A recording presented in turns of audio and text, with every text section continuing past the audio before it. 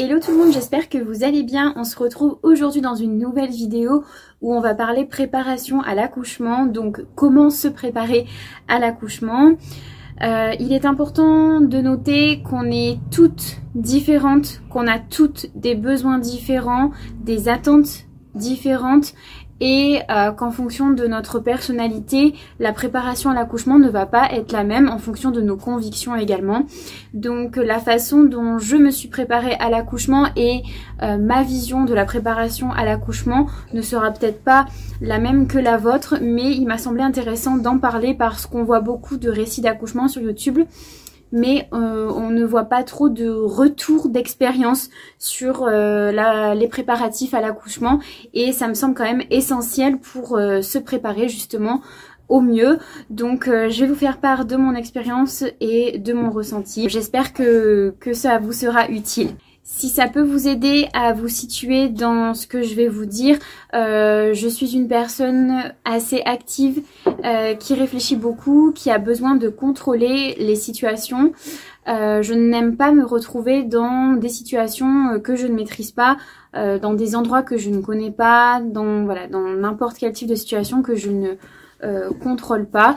Donc il était important pour moi de me préparer au mieux à l'accouchement dès le début de ma grossesse et même avant. J'avais anticipé le fait que j'allais tomber enceinte et que j'allais devoir me préparer à l'accouchement et donc je voulais gagner du temps sur cette préparation. Donc je commençais déjà à me renseigner, à acheter des livres, etc. pour avoir un maximum de connaissances. Vous l'aurez compris, je ne suis donc pas une personne qui maîtrise le lâcher prise, même si j'y travaille. Donc j'ai eu ce grand besoin, comme je vous l'ai expliqué, de contrôler, de maîtriser et d'avoir beaucoup de connaissances sur l'accouchement. J'ai essayé de me préparer vraiment au max.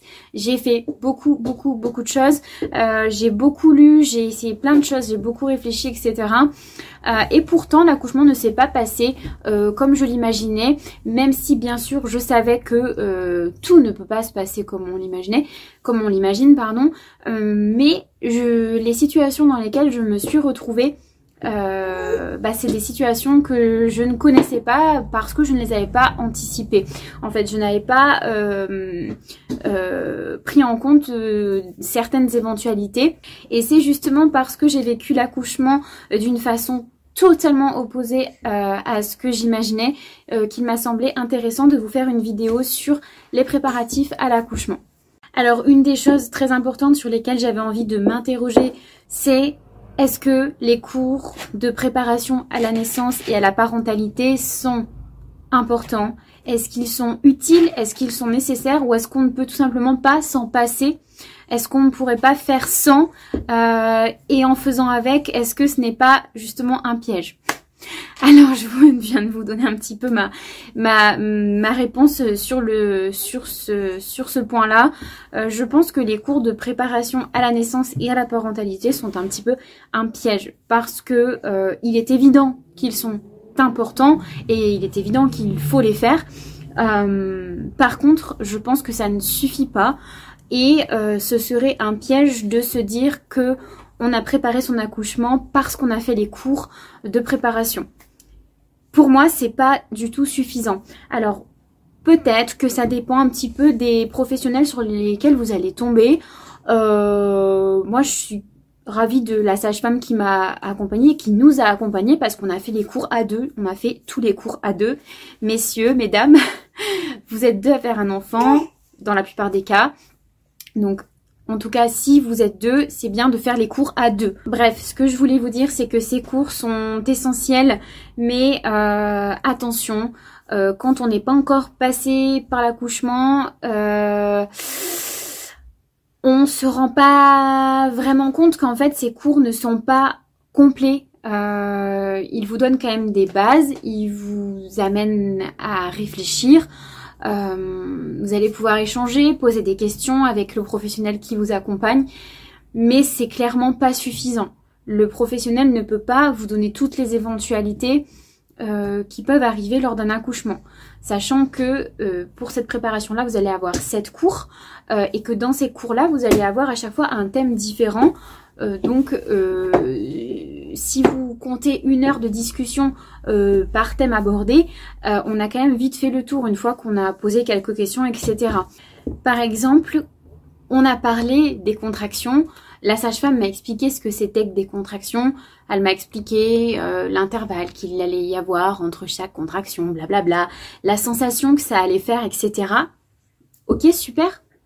Mais moi, je n'ai pas eu de contraction dans le ventre en fait. Toutes les contractions que j'ai ressenties, elles étaient dans le dos. Et ça, on me l'avait pas dit. Et j'aurais aimé le savoir. Parce que quand j'ai commencé à avoir mes contractions, et ben, ok, je me suis doutée quand même que c'était ça. Parce que je ressentais quand même ces vagues qui venaient, qui partaient, etc. Mais j'étais bien loin de ce qu'on m'avait appris. Et bien loin de ce qui était décrit parce que je ne ressentais pas de contraction dans le ventre. Et d'ailleurs par la suite on m'a dit que c'était des pires et ça c'est dû à la position que ma fille avait dans mon ventre. Mais ça on me l'avait pas dit encore une fois. Les contractions sont différentes en fonction de la position de votre bébé. Ça c'est un point que j'aurais aimé savoir mais je pense que les cours sont un peu trop court pour pouvoir aborder toutes les éventualités comme je vous l'ai dit tout à l'heure. Quand j'ai fait l'entretien prénatal précoce avec la sage-femme, du coup, avant de commencer les cours de préparation, on a parlé de mes craintes et les miennes, c'était la péridurale et puis l'épisiotomie. Alors, sans surprise, si vous avez vu ma vidéo sur mon récit d'accouchement, j'ai eu une péridurale, j'ai eu une épisiotomie et pourtant c'était des choses qui étaient inscrites dans mon projet de naissance que je ne voulais pas. Mais le jour J, les choses ne se passent pas toujours comme on le souhaite et donc j'ai changé d'avis sur la péridurale et de fil en aiguille, bon voilà, j'ai eu une épisiotomie, c'est comme ça. Mais comme c'était des choses qui me faisaient peur, c'est des choses que j'ai un petit peu mises de côté pendant ma préparation à l'accouchement. Donc je me suis focalisée en fait sur toutes les choses qu'il y avait en dehors de ça, toutes les choses que je pouvais faire pour éviter ça, mais je ne me suis pas intéressée à ce que c'était vraiment que la péridurale et ce que c'était vraiment que l'épisiotomie. Et en fait c'est dommage parce que quand ça a été le moment de prendre la décision d'avoir la péridurale, quand ça a été le moment de me la poser et de la vivre tout simplement, je l'ai très mal vécu, j'ai fait une grosse crise d'angoisse, je ne maîtrisais plus rien, je me sentais vraiment pas bien parce que j'avais peur, je pleurais et j'étais vraiment inconsolable et ce moment-là ça a été vraiment très dur pour moi et avec le recul j'aurais aimé m'y préparer et me renseigner un petit peu plus sur les personnes qui avaient eu recours, comment ça s'était passé pour elles et poser peut-être plus de questions sur ça dans le cas où ça pourrait se produire. Donc attention, je pense que se préparer à l'accouchement c'est super, il faut absolument le faire, c'est important de se renseigner, d'apprendre des choses, de partager des expériences. C'est important de regarder des récits d'accouchement, etc. Mais je pense qu'il est aussi important de se préparer aux choses qui nous font peur. Je pense que c'est un des points les plus importants pour une préparation à l'accouchement efficace, de se renseigner sur des choses qui nous effraient, des choses qui peuvent vraiment nous paralyser parce que si ça nous arrive, on est bien embêté quoi. Vous pouvez tout à fait avoir un projet de naissance complètement physiologique et vous renseigner quand même sur la péridurale, sur la césarienne, etc. Parce qu'on ne sait jamais, en fait, on ne sait pas comment ça va se passer et c'est bien de savoir que certaines choses peuvent se passer comme ci ou comme ça. Moi, par exemple, tout ce que j'avais en tête sur la péridurale, c'était que je ne voulais pas ça parce que je voulais une naissance physiologique, je voulais la salle de naissance nature, je voulais que ma fille naisse de façon naturelle par voie basse, je ne voulais pas de péridurale parce que je voulais quand même avoir des ressentis, je voulais maîtriser l'intensité du moment, etc. Je savais que pour elle c'était mieux de naître sans la péridurale et je savais que c'était mieux aussi pour moi pour récupérer, etc. Enfin bref, il y a beaucoup de choses que j'avais en tête et finalement qui ont été éloignées de ce que j'ai vécu puisque comme je vous l'ai dit j'ai eu une péridurale et ça a été un choix parce que voilà le jour J c'était difficile, j'étais fatiguée. En fait je n'avais pas la force de continuer sur ma lancée d'un accouchement physiologique et en plus ça a été très long. Bref, passons.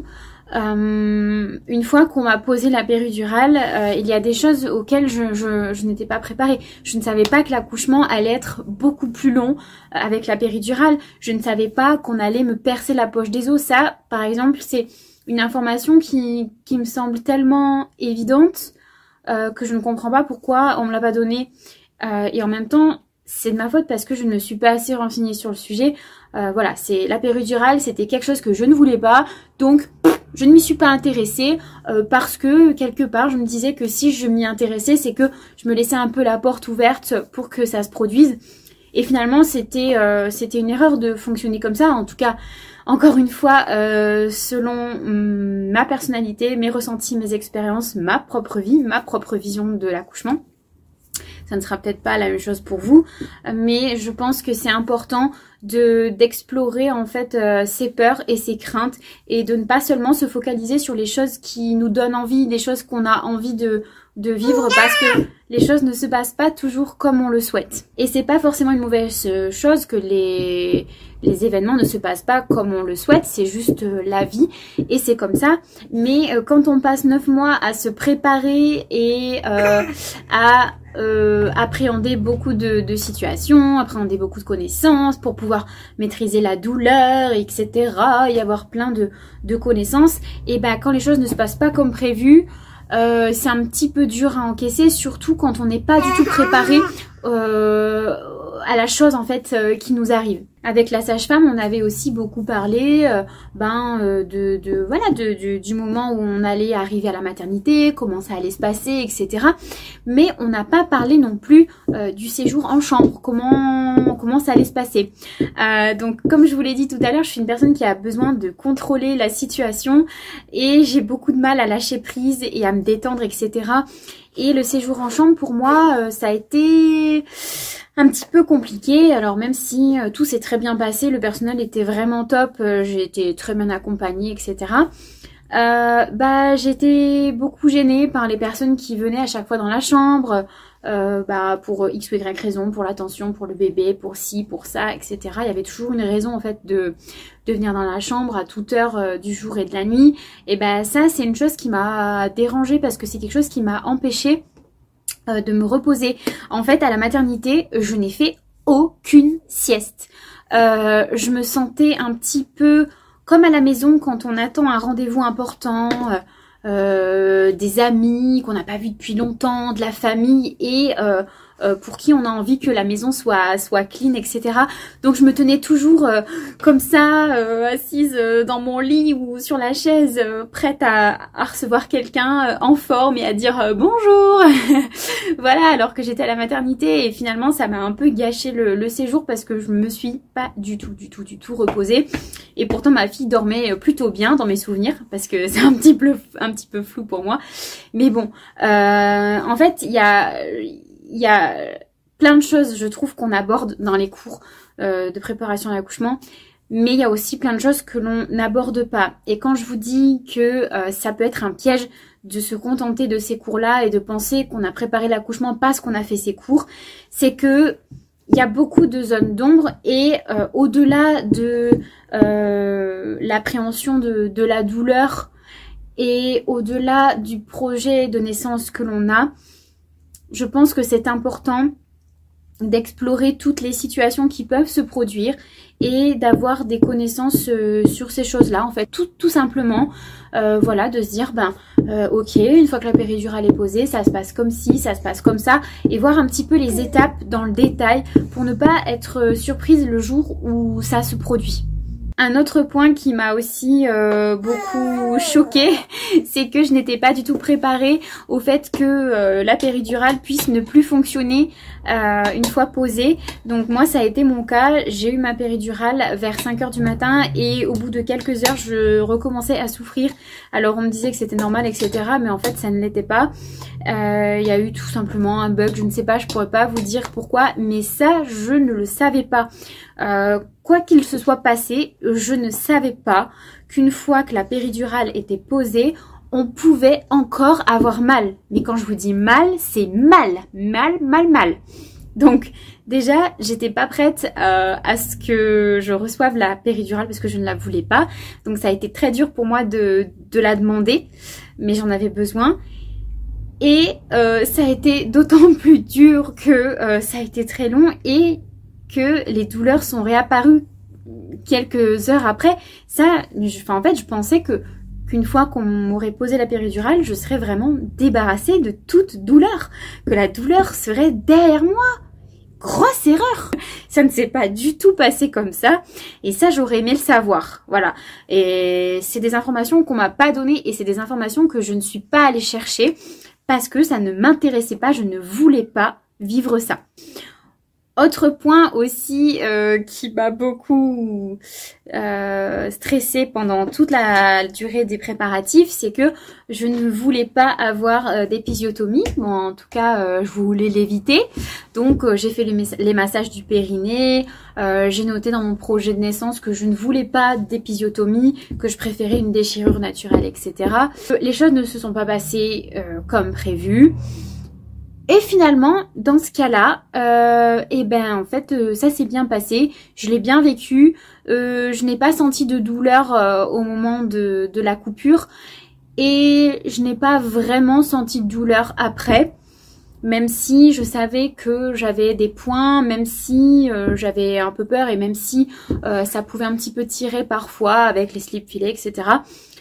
C'est pas quelque chose qui m'a fait très mal.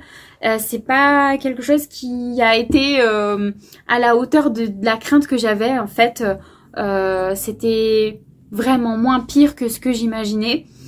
Et je pense que si je m'étais mieux renseignée à ce sujet-là aussi, j'aurais été beaucoup moins stressée par cette éventualité, tout simplement.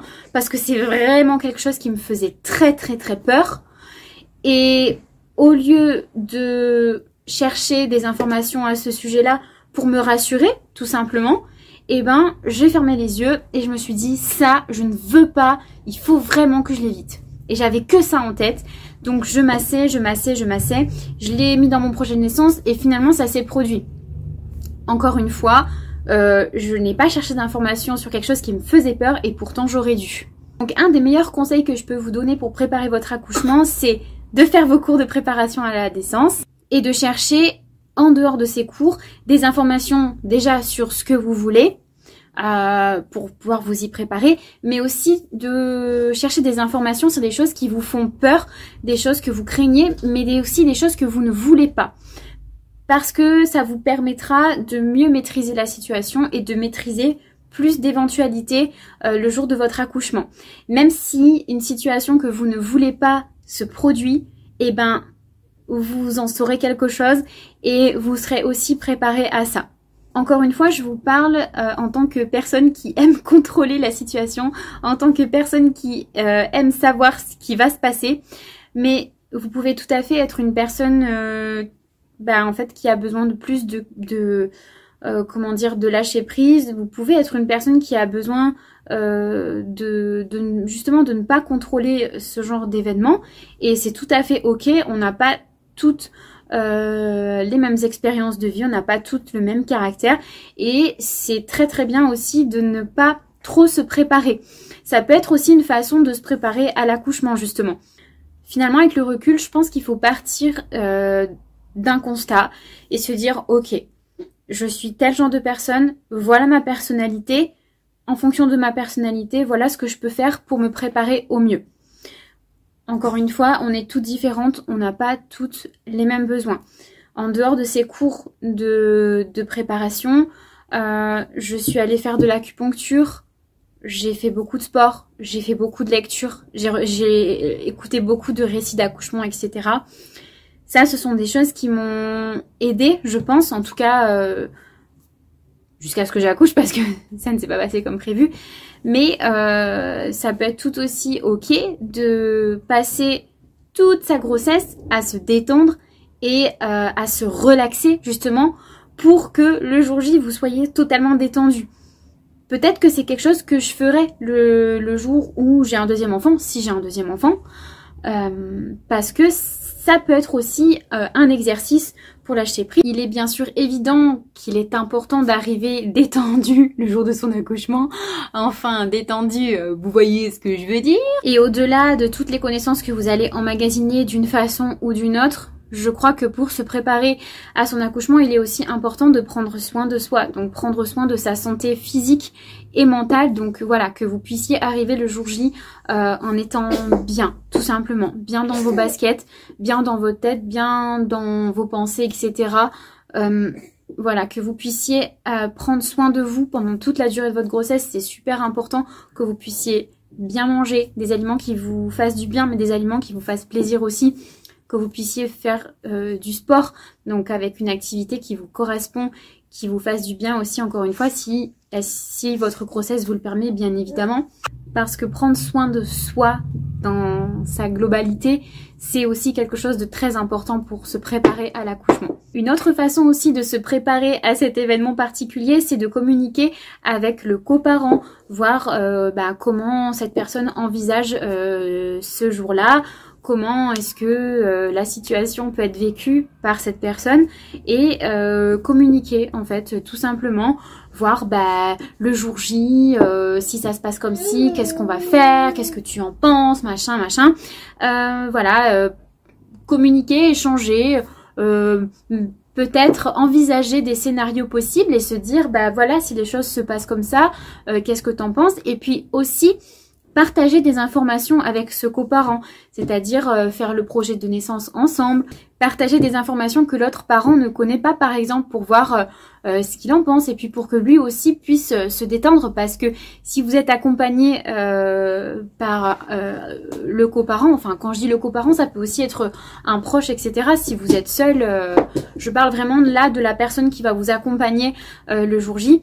Je pense que pour cette personne, c'est aussi important de se préparer parce que si cette personne est bien, elle va vous communiquer des ondes positives et vous aider à vous relaxer et à bien vivre la situation.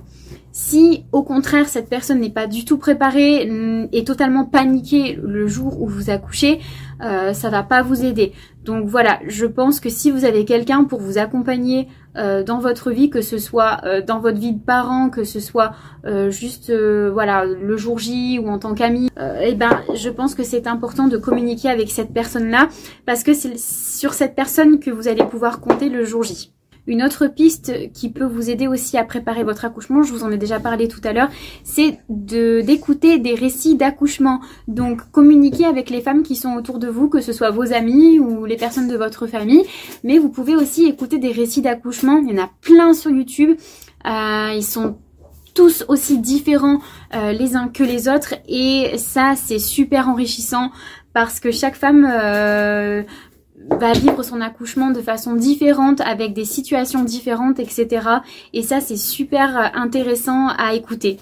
Vous pouvez aussi vous inscrire sur l'application WeMom sur laquelle vous allez pouvoir communiquer avec plein de mamans. Vous allez pouvoir voir quelles sont leurs préoccupations, quelles sont leurs craintes et vous allez aussi pouvoir lire des récits d'accouchement parce qu'il y a beaucoup de mamans qui le partagent une fois qu'elles ont accouché après avoir communiqué pendant des mois avec toutes les mamans qui devaient mettre au monde leur enfant le même mois qu'elles. Voilà, il y a plein de femmes qui partagent leur expérience et c'est super intéressant. Vous allez pouvoir poser plein de questions et vous enrichir de cette façon-là. Et bien entendu, une chose essentielle, c'est de ne pas hésiter à poser des questions, que ce soit à votre gynécologue, à votre sage-femme ou bien à vous déplacer dans la maternité qui va vous accueillir pour rencontrer le personnel dans la mesure du possible, pouvoir poser des questions, ne serait-ce qu'à l'accueil, etc. Et même essayer de voir si vous pouvez rencontrer des personnes qui ont accouché dans le même endroit que vous pour avoir un retour d'expérience. Moi, j'étais très stressée aussi par ça. J'avais très peur des personnes sur qui je pouvais tomber le jour de mon accouchement, le personnel en fait, voir qui est-ce qui était là. Je me disais, est-ce que le jour où je vais accoucher, ces personnes vont être dans de bonnes dispositions pour me recevoir? Est-ce qu'elles vont être de bonne humeur? Est-ce qu'elles vont avoir passé une bonne journée? Est-ce qu'elles seront dans de bonnes conditions pour pouvoir m'accompagner, tout ça? Je me demandais aussi comment allait être ma chambre, est-ce qu'elle allait être confortable, comment ça allait se passer dans le service. En fait, j'avais plein d'appréhensions et en même temps, il y a plein de choses que j'avais pas anticiper. Donc je pense que c'est vraiment important de communiquer et d'aller chercher des réponses à tout ce qui vous passe par la tête. N'hésitez pas même à les noter. Moi c'est ce que je faisais quand j'allais en cours de préparation à la naissance. Je notais toutes les questions qui me passaient par la tête et je demandais même à mon chéri si lui il avait des questions pour qu'on les note et qu'on puisse les poser. Donc du coup à chaque fois que je ressortais du cours de préparation, j'avais déjà l'esprit plus clair parce que j'avais eu beaucoup de réponses à mes questions et je me sentais toujours toujours un petit peu plus forte et un petit peu plus prête à ce que ce jour puisse arriver. Une autre piste qui me semble aussi essentielle pour vous préparer à l'accouchement et même, je dirais même au-delà, c'est de réfléchir à l'après. Parce que l'accouchement, c'est pas seulement l'instant T où votre enfant va naître. Votre accouchement, finalement, c'est tout votre séjour à la maternité qui peut être pris en compte pour cette expérience-là. Et il me semble important de pouvoir, encore une fois, communiquer avec votre moitié, avec la personne qui va vous accompagner ou avec les personnes qui vont pouvoir vous soutenir ensuite pour voir comment vous voyez les choses, comment est-ce que vous imaginez vous sentir, etc. et pouvoir poser des mots sur des situations qui peuvent, encore une fois, vous stresser. Il y a plein de cours dans les cours de préparation à la naissance que j'aurais aimé qui existent. Peut-être que, voilà, après c'est vraiment le recul qui fait que je pense à ça. Mais une chose, je pense, essentielle à aborder, c'est le postpartum. Alors, on en parle quand même en cours de préparation à la naissance, mais on ne parle pas assez de l'aspect, je pense, physique. Il y a une chose à laquelle je n'avais pas du tout pensé, c'est l'aspect de mon ventre après. Évidemment, quand on accouche, juste après, on a le ventre qui est vraiment, comment dire, un peu flagada. C'est vraiment la chose qui m'a marquée le jour J. Et c'est un truc auquel je n'avais pas réfléchi. Je savais que mon ventre n'allait pas retrouver sa forme initiale tout de suite. Mais j'aurais aimé qu'on puisse parler un petit peu plus de cette sensation de ventre vide juste après l'accouchement et de l'aspect global en fait de mon ventre juste après et puis les jours suivants, etc. et même au-delà parce que c'est quand même quelque chose d'important et même si oui le corps reprend sa place, même si oui ça peut être difficile, je pense que c'est important encore une fois d'en parler et de réfléchir à tout ça. Bref, une chose une autre, je pense que j'ai fait le tour de ce que j'avais envie de vous dire. Le message important que je voulais vous faire passer aujourd'hui, c'est de vous préparer à l'accouchement comme vous l'entendez. Donc, prenez bien en compte que les cours de préparation à la naissance et à la parentalité sont là pour vous accompagner, mais ils ne vous donnent pas toutes les informations que vous devez retenir. Et je vous invite sérieusement à réfléchir à la chose et à vous poser les bonnes questions. Vous demandez quelles sont les choses dont vous avez besoin pour vous préparer en fonction de votre personnalité, en fonction de vos ressentis, en fonction de vos besoins. Parce qu'encore une fois, on est toutes différentes. Si vous avez besoin de maîtriser les choses, que vous sentez que vous avez besoin de vous préparer, etc., il faut que vous puissiez vous préparer plus qu'en suivant les cours de préparation. Parce que pour moi, ce n'est pas suffisant. En tout cas, ça ne l'a pas été dans mon cas. Explorez les pistes que je vous ai données. Prenez bien soin de vous et surtout explorez les choses qui vous font peur, les choses que vous ne voulez pas. Je pense qu'une bonne préparation à l'accouchement consiste aussi à explorer les zones d'ombre dans votre esprit. J'espère que cette vidéo vous aura été utile. Si vous avez des questions, n'hésitez pas à me les poser en commentaire. Sinon, je vous mets un petit lien juste en haut, à droite ou à gauche, je ne sais pas, pour que vous puissiez écouter ma vidéo sur mon récit d'accouchement. Encore une fois, j'espère que cette vidéo vous aura été utile. Préparez-vous comme vous l'entendez à l'accouchement et tout se passera bien. Détendez-vous, ne faites pas comme moi. Et je vous dis à très vite dans une nouvelle vidéo.